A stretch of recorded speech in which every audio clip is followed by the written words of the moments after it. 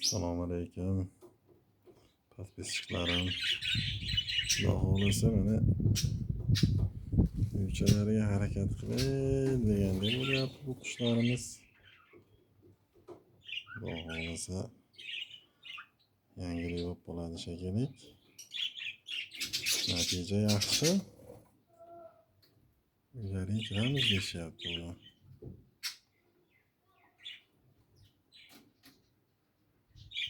Harakat qilishyapti.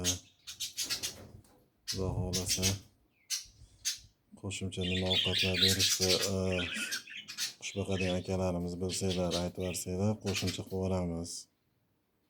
Iltimos akalar, sizlar bilan qo'ldan kelgancha yordam qilib yuboringlar.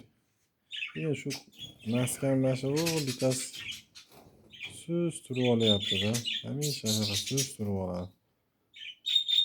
Shunga nima qilsak bo'ladi akalar shunga?